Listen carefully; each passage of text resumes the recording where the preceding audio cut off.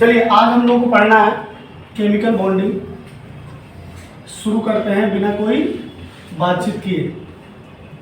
Chemical bonding की हम लोग बात कर रहे हैं। केमिकल बॉन्डिंग का मतलब होता है क्या? Force of attraction. बेसिकली हम लोग अगर बॉन्ड्स की बात करें तो बॉन्ड्स का मतलब होता है फोर्स ऑफ अट्रैक्शन।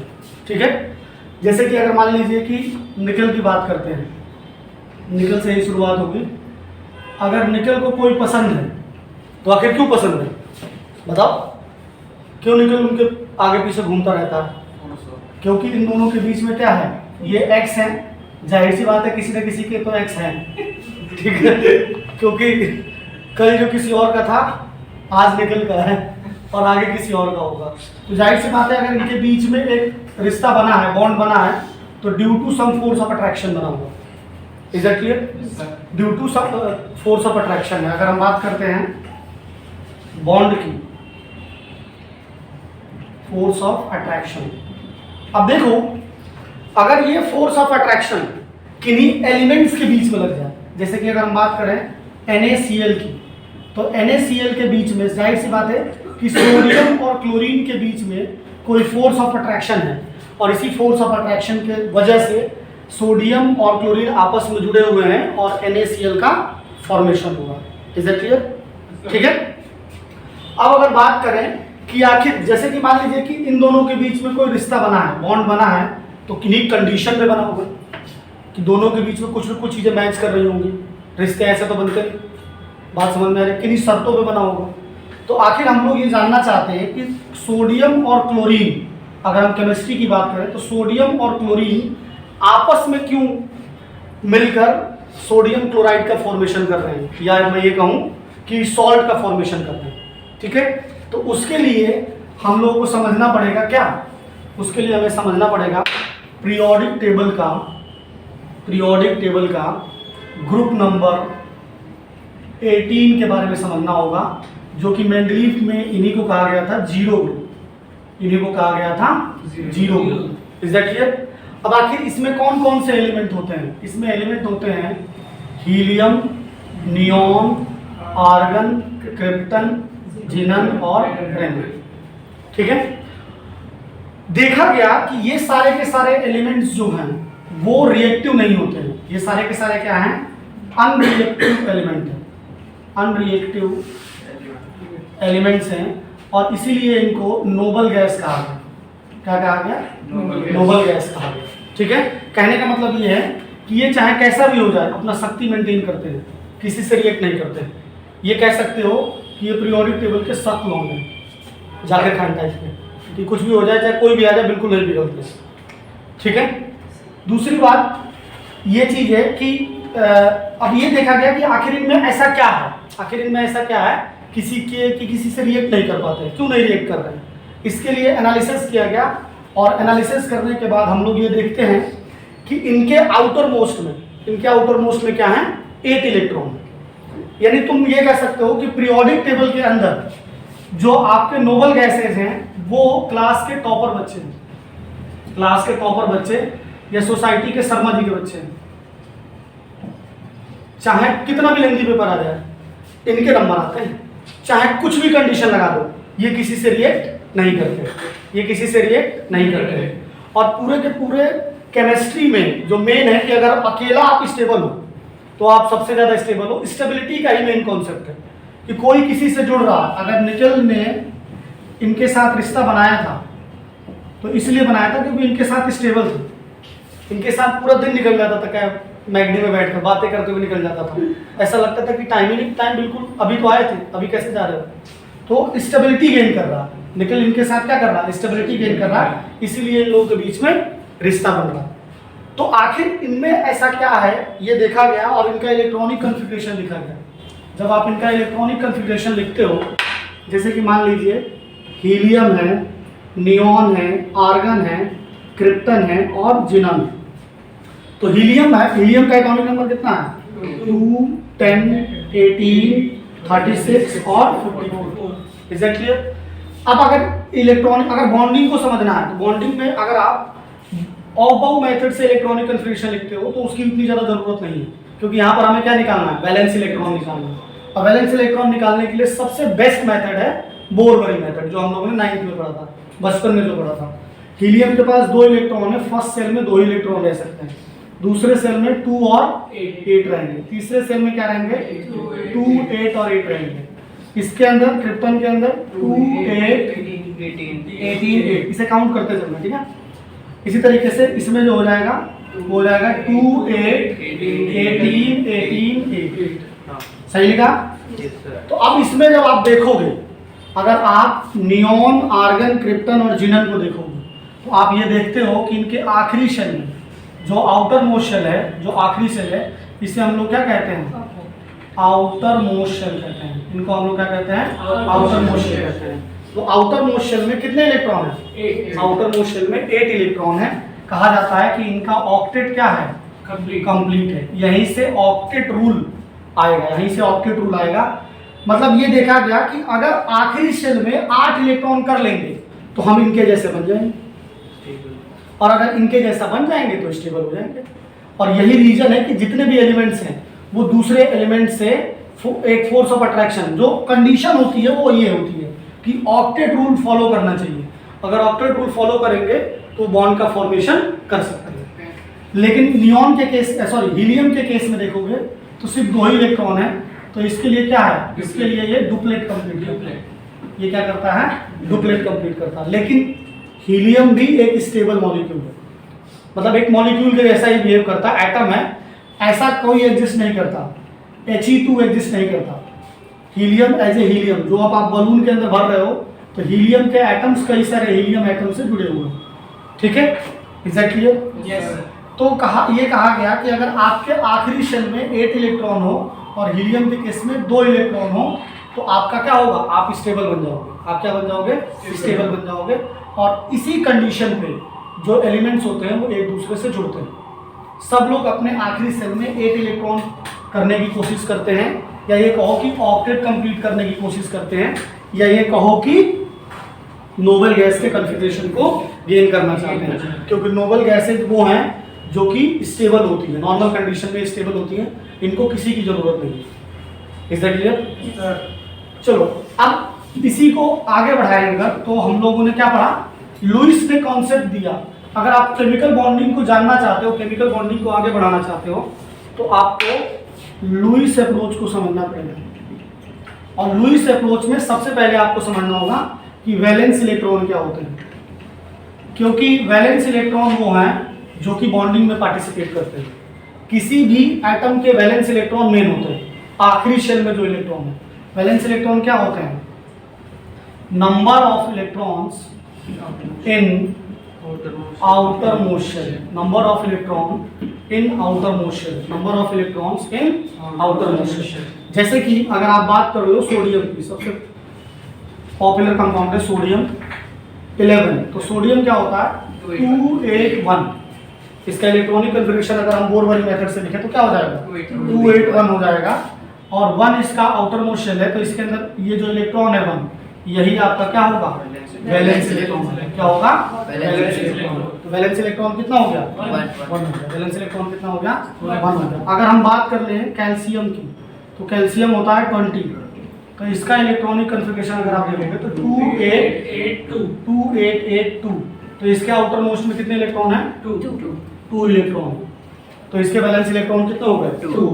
लेकिन इसके साथ साथ क्या समझो, इसके साथ साथ लुईस सिंबल भी समझते हुए चलो कि जो हम लोग पढ़ाई करेंगे उसमें सिंबल का बड़ा ही इंपॉर्टेंट रोल है कि रिप्रेजेंट कैसे करेंगे। तो लुईस ने सिंबल दिया कि सोडियम के वैलेंस इलेक्ट्रॉन को हम अलग से ऐसे रिप्रेजेंट करेंगे। सोडियम एटम के ऊपर ऐसे एक डॉट लगा देंगे, 1 इलेक्ट्रॉन है तो 1 डॉट लग जाएगा। कैल्शियम की अगर हम बात करें तो कैल्शियम के आउटर मोस्ट में कितने इलेक्ट्रॉन है, 2 इलेक्ट्रॉन है, तो इसके ऊपर क्या लग जाएगा, 2 डॉट लग जाएगा। क्या लग जाएगा, 2 डॉट लग जाएगा। इसी तरीके से अगर आप सोडियम की बात करते हो तो सोडियम को हो गया। नाइट्रोजन की अगर बात करें तो नाइट्रोजन कितना होता है, 7। नाइट्रोजन कितना होता है, 7। ये हो जाएगा 2 5।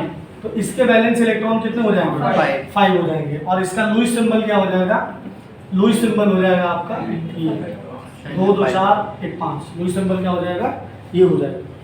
अगर हमको आगे की पूरी केमिस्ट्री पढ़नी है तो उसके लिए बहुत जरूरी है केमिकल बॉन्ड। अगर केमिकल बॉन्डिंग ही नहीं समझ में आएगी तो केमिस्ट्री तो पूरी गई। टेक्निकली अगर देखा जाए तो सबसे पहला चैप्टर जो पढ़ना चाहिए वो केमिकल बॉन्डिंग ही पढ़ना चाहिए, ठीक है। लेकिन अब जैसे सिलेबस सेट किया गया तो वैसे हम लोग पढ़ रहे हैं। अब देखो, अगर हम लोग थोड़ा सा पीरियोडिक टेबल के अंदर जाएंगे तो चीजें और आसान हो जाएंगी। जैसे कि पीरियोडिक टेबल में देखा होगा कि ग्रुप नंबर लिखा रहता है, ग्रुप नंबर लिखा रहता है। जैसे मान लो हम लोग नाइट्रोजन फैमिली की बात करें तो नाइट्रोजन फैमिली क्या है, ग्रुप 15। नाइट्रोजन फैमिली क्या है, ग्रुप 15 है।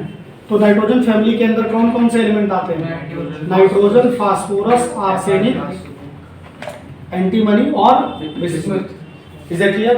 तो अगर नाइट्रोजन का एटॉमिक नंबर 7 है और इसका इलेक्ट्रॉनिक कन्फिगरेशन क्या है, 2,5 है, तो इसके वैलेंस इलेक्ट्रॉन कितने हैं, इसके वैलेंस इलेक्ट्रॉन 5 है। हमेशा याद रखो केमिकल बॉन्डिंग में जो पार्टिसिपेट करते हैं वो कौन पार्टिसिपेट करता है, वैलेंस इलेक्ट्रॉन पार्टिसिपेट करते हैं, ठीक है।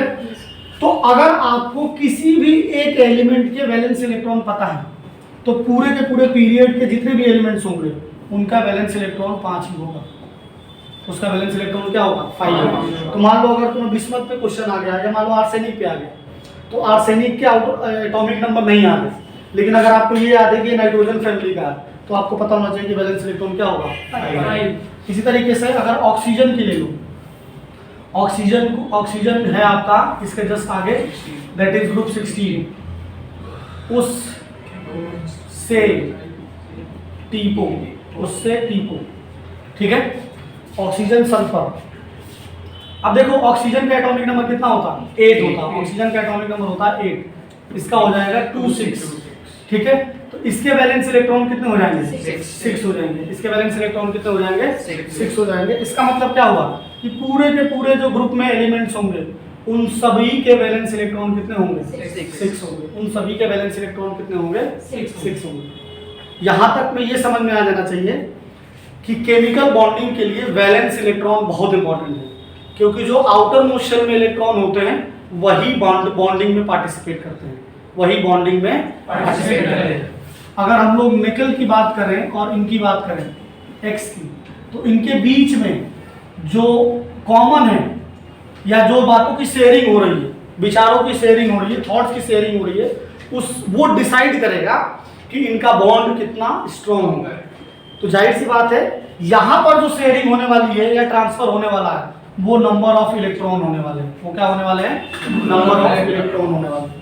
और नंबर ऑफ इलेक्ट्रॉन कौन से होने वाले हैं, वैलेंस इलेक्ट्रॉन, क्योंकि जो कंप्लीट सेल में इलेक्ट्रॉन है वो कभी पार्टिसिपेट नहीं करेंगे, केवल और केवल वैलेंस सेल इलेक्ट्रॉन जो होंगे वो पार्टिसिपेट करेंगे। Is that clear? Yes sir. उसमें जैसे कि इलेक्ट्रॉन का ट्रांसफर होगा या शेयरिंग होगी, उसको देखते हुए सबसे पहला जो बॉन्ड बनाया गया वो बनाया गया कौन सा बॉन्ड, आयनिक बॉन्ड या इलेक्ट्रोवैलेंट बॉन्ड। आयनिक बॉन्ड या इलेक्ट्रोवैलेंट बॉन्ड। आयनिक बॉन्ड, आयनिक और इलेक्ट्रोवैलेंट, आयनिक और इलेक्ट्रोवैलेंट बॉन्ड, आयनिक और electrovalent bond. Is it clear? अब देखो आयनिक बॉन्ड को अगर हम लोग देखें तो आयनिक बॉन्ड में बेसिकली क्या होता है, ट्रांसफर ऑफ इलेक्ट्रॉन होता है, ट्रांसफर ऑफ इलेक्ट्रॉन। लेकिन ये ट्रांसफर ऑफ इलेक्ट्रॉन हो किस लिए रहा, बताओ? ट्रांसफर ऑफ इलेक्ट्रॉन हो रहा है टू गेन स्टेबिलिटी। और स्टेबिलिटी को कैसे गेन करेंगे, ऑक्टेट को कंप्लीट करके। किसको कैसे गेन करेंगे, ऑक्टेट को कंप्लीट करके। अगर 8 इलेक्ट्रॉन आखिरी में हो रहे हैं तो ट्रांसफर ऑफ इलेक्ट्रॉन होगा, तो ट्रांसफर ऑफ इलेक्ट्रॉन होगा। ट्रांसफर ऑफ इलेक्ट्रॉन इसलिए हो रहा है कि इस बॉन्डिंग में जो एटम पार्टिसिपेट करते हैं, जो एलिमेंट पार्टिसिपेट करते हैं, वो आपके क्या होते हैं, मेटल एंड नॉन मेटल होते हैं। क्या होते हैं, मेटल एंड नॉन मेटल होते हैं। मेटल और नॉन मेटल दोनों मिलकर पार्टिसिपेट कर रहे हैं। तो जाहिर सी बात है, जैसा कि हमें पता है कि मेटल के अंदर टेंडेंसी होती है इलेक्ट्रॉन को डोनेट करने की, इलेक्ट्रॉन को डोनेट करने की। हम लोगों ने 10th में पढ़ा था कि मेटल जो होते हैं वो क्या होते हैं, इलेक्ट्रोपॉजिटिव एलिमेंट होते हैं। इलेक्ट्रोपॉजिटिव का मतलब केटायन का फॉर्मेशन करते हैं। और केटायन का फॉर्मेशन कब होगा, जब इलेक्ट्रॉन को कोई क्या करेगा, लूज करेगा। इलेक्ट्रॉन को क्या करेगा, लूज करेगा। Is that clear? और नॉन मेटल की टेंडेंसी होती है इलेक्ट्रॉन को गेन करने की। नॉन मेटल की टेंडेंसी होती है इलेक्ट्रॉन को गेन करने की। तो जो मेटल और नॉन मेटल के बीच में बॉन्ड बनता है उसको हम लोग क्या कहते हैं? आयनिक बॉन्ड या इलेक्ट्रोवैलेंट बॉन्ड कहते हैं। आयनिक बॉन्ड या इलेक्ट्रोवैलेंट बॉन्ड कहते हैं। अब देखिए आखिर ट्रांसफर ऑफ इलेक्ट्रॉन हो कैसे रहा, ट्रांसफर ऑफ इलेक्ट्रॉन हो कैसे रहा, उसको सबसे पॉपुलर एग्जांपल लेके चलते हैं, जैसा कि NaCl। नाम तो सुना ही होगा, सोडियम क्लोराइड, और अगर नाम नहीं सुना है तो बड़ा मुश्किल है। NaCl की अगर हम लोग बात करें तो NaCl है सोडियम क्लोराइड, और इसी को हम लोग क्या कहते हैं? सॉल्ट। ठीक है, देखो अब इसकी बॉन्डिंग को समझने के लिए सोडियम का फिर से आपको इलेक्ट्रॉनिक कॉन्फ़िगरेशन लिखना पड़ेगा 281, और यहाँ पर वैलेंस इलेक्ट्रॉन कितना है? 1 है। वैलेंस इलेक्ट्रॉन कितना है? 1 है, क्योंकि इसका आउटर मोस्ट शेल क्या है? ये थर्ड वाला जो है वो आउटर मोस्ट शेल है। Is that clear? अब इसका लुईस सिंबल क्या होगा? लुईस सिंबल होगा सोडियम के ऊपर क्या करो? डॉट लगा। सोडियम के ऊपर क्या कर दो? डॉट लगा। इसी तरीके से क्लोरीन होता है आपका 17, 287। मैं बार बार ये एम्फेसाइज कर रहा हूं कि वैलेंस इलेक्ट्रॉन निकालने के लिए सबसे बेस्ट मेथड है बोरबरी मेथड। आप इस तरह जो बचपन में पढ़ा था, 9th में पढ़ा था, वो ज्यादा कारगर साबित होने वाला है। ऑफ बाउंड में कंफ्यूज हो जाओगे तो उसके लिए फिर तुम्हें सभी के वैलेंस इलेक्ट्रॉन का वो आउटर मोस्ट कॉन्फ़िगरेशन याद होना चाहिए, तब जाके कर पाओगे। तो यहाँ पर सीधे सीधे वैलेंस इलेक्ट्रॉन कितना आ गया? 7 आ। और सबसे अच्छा है कि सबसे पहले किसी भी ग्रुप का पहले एलिमेंट का वैलेंस इलेक्ट्रॉन निकालना आसान है, और एक रफली आइडिया बना लो कि किस ग्रुप में कौन से एलिमेंट है, तो थोड़ा हमसे पता चल जाएगा कि सोडियम आपका हाइड्रोजन फैमिली में ही ब्रोमीन आती है, तो फ्लोरीन का अगर वैलेंस इलेक्ट्रॉन 7 है तो ब्रोमीन का भी क्या होगा? 7 होगा। सिंपल सी बात है। अब देखिए, तो अगर हम देखें तो क्लोरीन का वैलेंस इलेक्ट्रॉन कितना हो गया? क्लोरीन का वैलेंस इलेक्ट्रॉन हो गया आपका 7, और क्लोरीन का लुईस सिंबल जो हो गया वो क्या हो गया? Cl के ऊपर 7 इलेक्ट्रॉन ऐसे लगा देंगे, 2, 2, 6 एंड 7 इलेक्ट्रॉन लगा देंगे। जब पेपर में लिखने के लिए आएगा तो ऐसे प्रॉपरली करना पड़ेगा आपको। ठीक है, आगे बढ़ें। अब देखो, अब अगर आप देखोगे तो सोडियम, जब आप सोडियम को ध्यान से देखो तो Na के ऊपर एक डॉट है, और इसका कॉन्फ़िगरेशन क्या है? 281 है। और अगर क्लोरीन को ध्यान से देखो तो क्लोरीन के वैलेंस इलेक्ट्रॉन जो है वो 7 है, और इसका कॉन्फ़िगरेशन है 287। तो सोडियम को या तो कोई 7 इलेक्ट्रॉन दे दे, और या तो ये एक इलेक्ट्रॉन छोड़ दे। अब जैसा कि हमें पता है कि सोडियम क्या है? सोडियम एक मेटल है। सोडियम क्या है? एक मेटल है, और मेटल जो है कोऑर्डिनेशन कंपाउंड को अगर छोड़ दो तो ये मेटल इलेक्ट्रॉन को गेन नहीं करते हैं, इलेक्ट्रॉन को क्या करते हैं? लूज करते हैं। इलेक्ट्रॉन को क्या करते हैं? लूज करते हैं। तो यहाँ सोडियम क्या करेगा? एक इलेक्ट्रॉन को अपने लूज करेगा, और जैसे ही आपने इस इलेक्ट्रॉन को लूज करेगा, इसके आखिरी शेल में कितने इलेक्ट्रॉन हो जाएंगे? 8 हो जाएंगे, और ये नियॉन के जैसा कॉन्फ़िगरेशन गेन कर लेगा। ये नियॉन के जैसा कॉन्फ़िगरेशन गेन कर लेगा। और क्लोरीन क्या है? क्लोरीन एक नॉन मेटल। क्लोरीन क्या है? एक नॉन मेटल है, और इसके पास टेंडेंसी होती है इलेक्ट्रॉन को गेन करने की। तो क्लोरीन जैसे ही एक इलेक्ट्रॉन गेन करेगी तो यहीं पर इसके क्या हो जाएंगे? थर्ड सेल में 8 इलेक्ट्रॉन हो जाएंगे। तो इसीलिए क्लोरीन और सोडियम के बीच में एक टाई अप होगा, जहां पर सोडियम क्या करेगा? एक इलेक्ट्रॉन क्लोरीन को डोनेट कर देगा, और जैसे ही ये एक इलेक्ट्रॉन क्लोरीन को डोनेट करेगा, सोडियम कन्वर्ट हो जाएगा किसमें? Na+ में। क्योंकि जब मेटल इलेक्ट्रॉन को लूज करते हैं तो क्या बनाते हैं? केटायन बनाते हैं। क्या बनाते हैं? केटायन बनाते हैं। Na+ बन जाएगा, और जब क्लोरीन ने इलेक्ट्रॉन गेन किया तो Cl- ये बन जाएगी एनायन। क्लोरीन क्या बन जाएगी? एनायन बन जाएगी। ये है आपका केटायन, और ये है आपका एनायन। पूरा जीरो से पढ़ा है, जिसको कुछ भी नहीं आता वो भी समझ सकता है। ठीक है, अब Na+ को देखोगे तो इसका एक इलेक्ट्रॉन चला गया, तो अब बचे कितने? 2, और जो चाहिए था वो हो गया, क्योंकि कंडीशन ये बनाई गई है कि नोबल गैस का कॉन्फ़िगरेशन के लिए 8 इलेक्ट्रॉन आखिरी सेल में होना चाहिए। और ये किसके जैसा बन गया? नियॉन के जैसा बन गया। नियॉन के जैसा बन गया मतलब इसको अब जन्नत नसीब हो। ठीक है, क्योंकि स्टेबल होने के लिए 8 इलेक्ट्रॉन करना है। इस तरीके से जब क्लोरीन की बात करोगे तो क्लोरीन हो जाएगी 288, और इसके आखिरी शेल में भी 8 इलेक्ट्रॉन हो गए, और ये किसके जैसा बन गया? आर्गन के जैसा बन गया। ये किसके जैसा बन गया? और ये सब कुछ करने में क्या हो रहा है? देखिए, इनके ऊपर ये चार्ज आ रहा है, प्लस और माइनस। और यहाँ पर भी तो निखिल का रिश्ता इसीलिए बना था, इसीलिए तो फोर्स ऑफ अट्रैक्शन काफ़ी तेज हो रहा था। बात समझ में आ रही है कि नहीं आ रही? तो इस प्लस और माइनस की वजह से इनके बीच में एक फोर्स ऑफ अट्रैक्शन होगी, और इसी फोर्स ऑफ अट्रैक्शन को हम लोग क्या कहेंगे? इलेक्ट्रोवैलेंट बॉन्ड या आयनिक बॉन्डिंग कहेंगे। और इसीलिए NaCl का क्या होगा? फॉर्मेशन। NaCl का क्या होगा? फॉर्मेशन। ये है आपकी आयनिक बॉन्डिंग। तो सबसे पहले तो ये समझना होगा कि लुईस ने कॉन्सेप्ट दिया था बॉन्डिंग का, उसके बाद नमक नहीं बना है, नेचर में पहले से ही नमक था। उन्होंने एक कॉन्सेप्ट बताया जिससे कि हम इंसान उस चीज़ को समझ पाए कि उसके जब हम लोग इसके अंदर की चीज़ें को समझेंगे तो इसके एप्लीकेशन को हम लोग एक्सप्लोर कर पाएंगे कि नमक का एप्लीकेशन पकौड़े में भी लगा सकते हैं, और बहुत सारी जगहों पे, जैसे कई सारी मेडिसिन में भी यूज़ किया जाता है, बाकी बहुत सारी चीज़ों में यूज़ कर सकते हैं। और वो तभी समझ में आएगा जब बॉन्डिंग समझ में आएगी कि इनको अलग कैसे किया जा सकता है, क्योंकि नमक वाले सूट Na+ का यूज कैसे कर सकते हैं। Is that clear?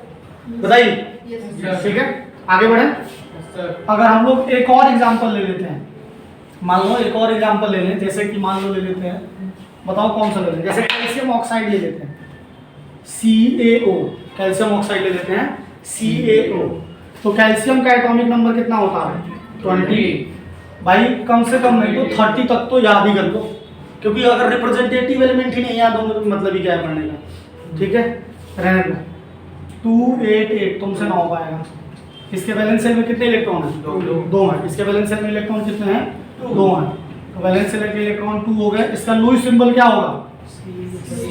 Ca के ऊपर डॉट हो जाएगा। Ca के ऊपर क्या हो जाएगा? डॉट हो जाएगा। ऑक्सीजन के ऊपर क्या हो जाएगा? ऑक्सीजन कितना होता है? 8। और इसके ऊपर क्या हो जाएगा? 26। क्या हो जाएगा? 26। और ऑक्सीजन जो है आपका, इसके अंदर वैलेंस इलेक्ट्रॉन कितने होगा? 6। तो इसका लुईस सिंबल अगर लिखोगे तो ये हो जाएगा Lewis symbol. Is it clear और नॉट? मतलब अगर हम कैल्शियम की बात करें तो इसको अपना ऑक्टेट कंप्लीट करने के लिए 2 इलेक्ट्रॉन छोड़ना पड़ेगा, और ऑक्सीजन को अपना ऑक्टेट कंप्लीट करने के लिए 2 इलेक्ट्रॉन लेने पड़ेंगे।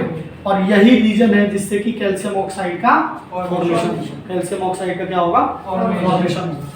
तो देखिए क्या होगा, जो आपका कैल्शियम ऑक्साइड, और वैसे भी हमें पता है कि कैल्शियम क्या है? मेटल है।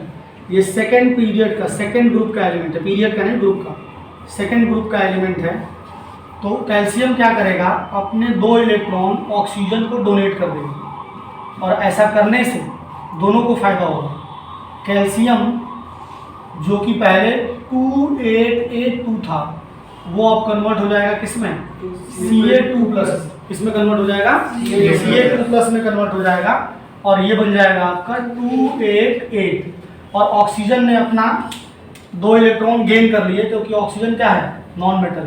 ऑक्सीजन था आपका 26, और इसने 2 इलेक्ट्रॉन गेन कर दिए, तो इसके ऊपर क्या आ गया? 2- आ गया। ये समझना जरूरी है कि जितने इलेक्ट्रॉन ट्रांसफर हो रहे हैं उतने ही प्लस और माइनस आएंगे, उतने ही प्लस और माइनस आएंगे। और यहाँ पे अपने इमोशंस नहीं अप्लाई करने हैं, क्योंकि साइंस को आपके इमोशन से कोई लेन देना नहीं है। Is it clear? एक पैटर्न है, उस पैटर्न को फॉलो करना है। तो कैल्शियम 2+ और ऑक्सीजन 2-, और इस 2+ और माइनस के बीच में आपने कूलॉम्स लॉ पूरा भर के पढ़ा है 12th में, कि 2 अगर डिसलाइक चार्जेज होंगे तो उनके बीच में क्या होगा? फोर्स ऑफ अट्रैक्शन होगा, और उसी की वजह से कैल्शियम ऑक्साइड का क्या हो जाएगा? फॉर्मेशन हो जाएगा। कैल्शियम ऑक्साइड का क्या हो जाएगा? Formation. Is it clear? Yes sir. कोई प्रॉब्लम? पूछो, कुछ पूछना हो तो सवाल पूछो। और अगर समझना है तो एक और एग्जांपल ले लेते हैं, जैसे जो पेपर में क्वेश्चन आते हैं उसको लेता जा रहा हूँ। जैसे कि मान लो एल्युमिनियम नाइट्राइड, ये थोड़ा सा नॉन कन्वेंशनल मॉलिक्यूल्स ले रहे हैं, जो नॉन कन्वेंशनल मॉलिक्यूल्स ले रहे हैं उसको ले रहे हैं। जैसे एल्युमिनियम नाइट्राइड, एक तो इस तरह समझो कि NO3-, NO2- और N3-, इनके नाम में डिफरेंस है। NO3- क्या है? नाइट्रेट है। और NO2- क्या है?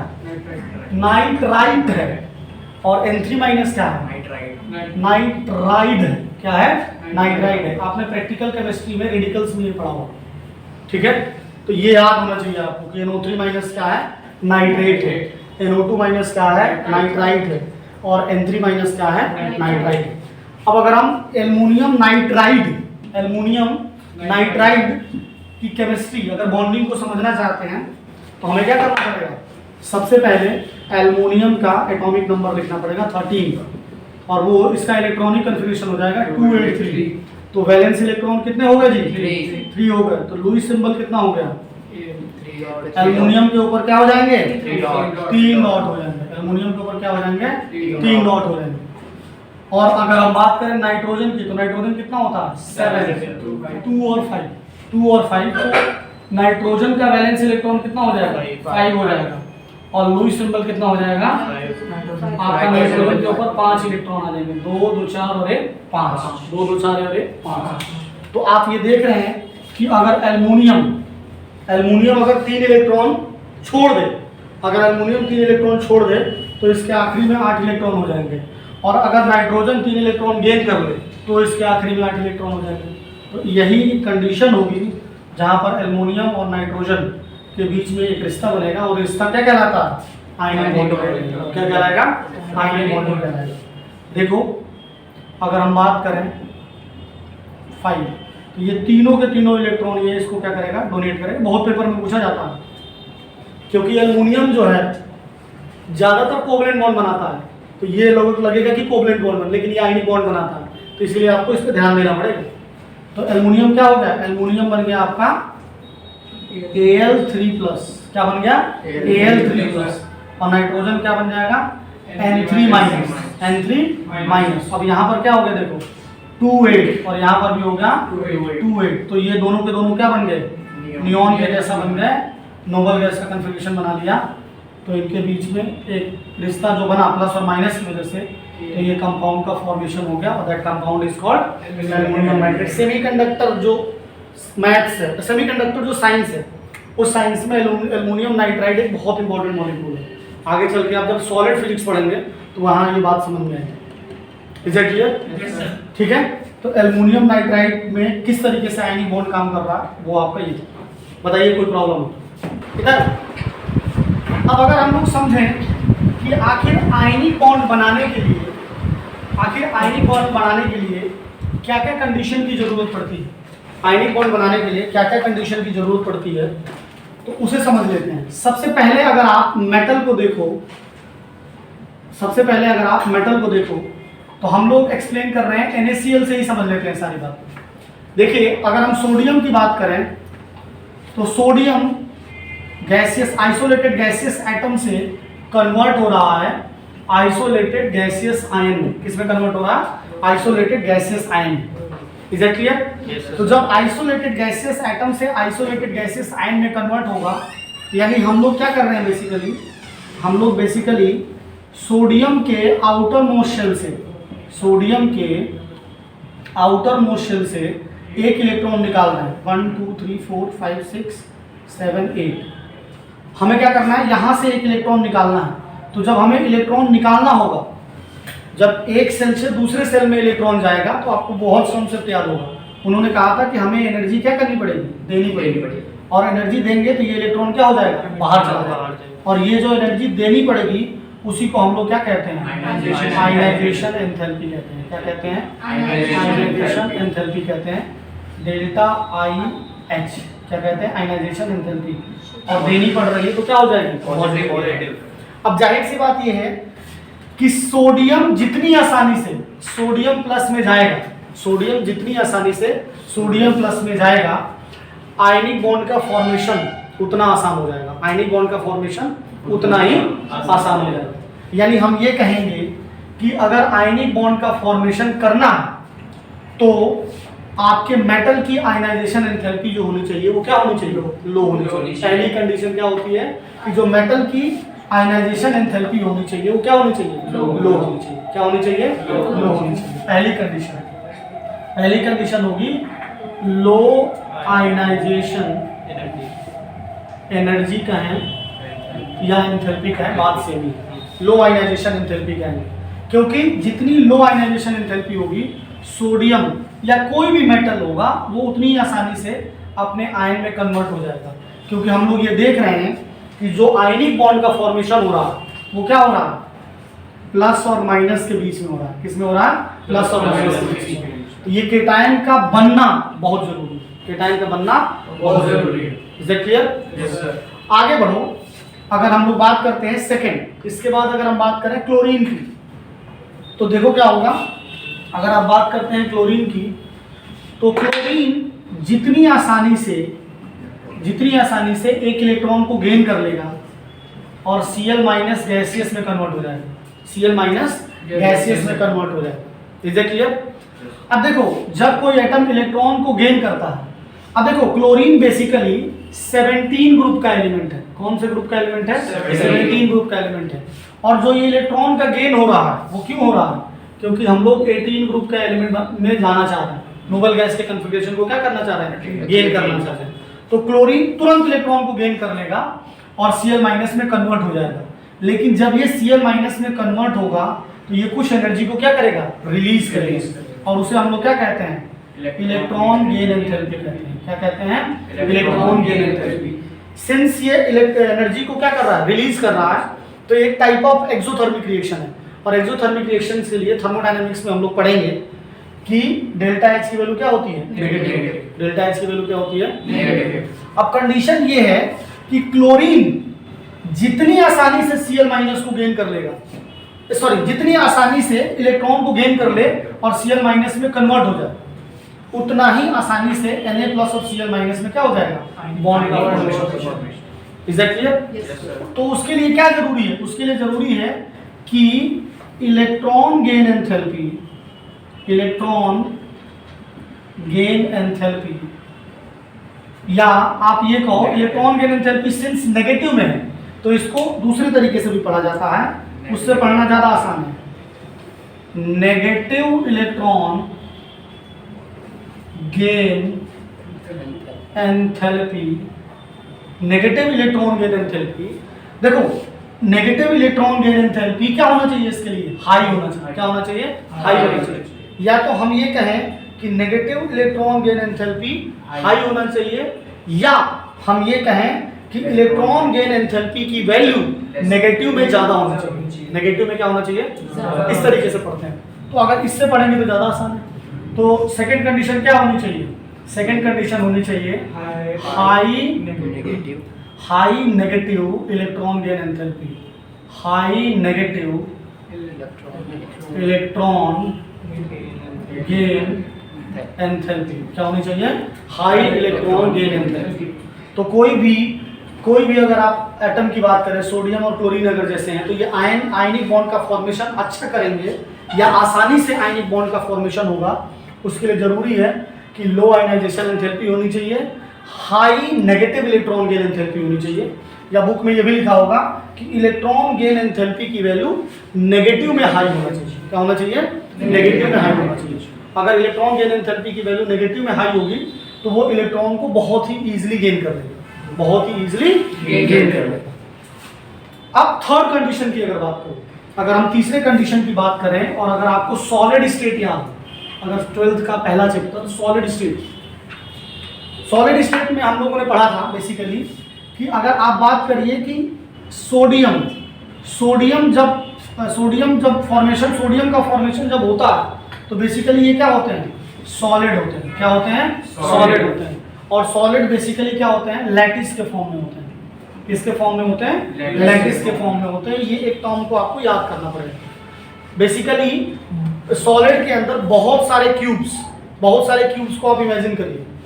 अगर आप लोगों ने वो वाली मूवी देखी है, रावण आई थी मूवी बहुत साल पहले, तो रावण में जब रावण का इंट्रोडक्शन होता है तो बहुत सारे क्यूब से मिलकर रावण बनता है।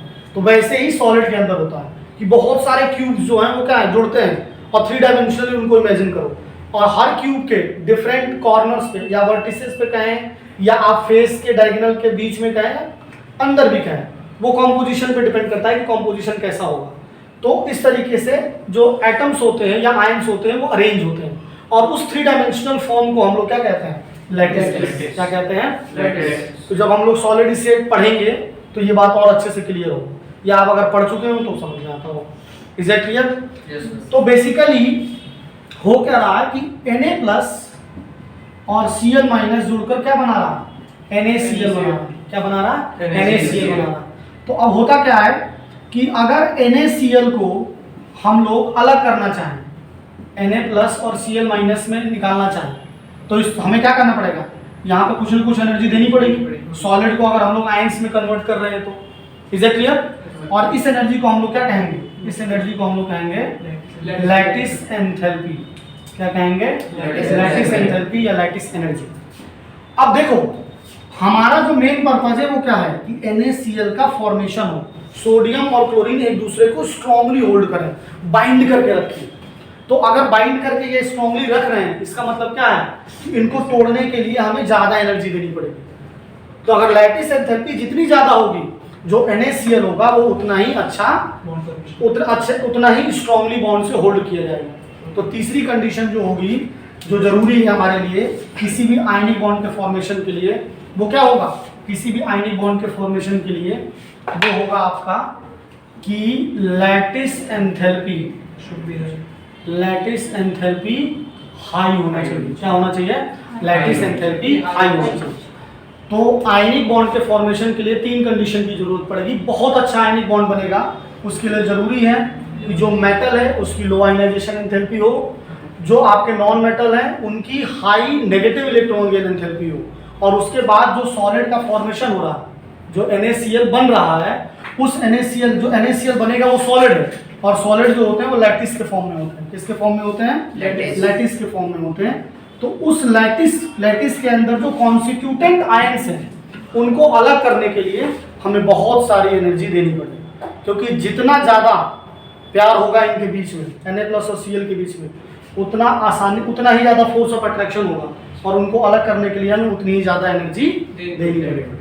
और मेन पर्पज है कि ये लोग पास रहे। Is that clear?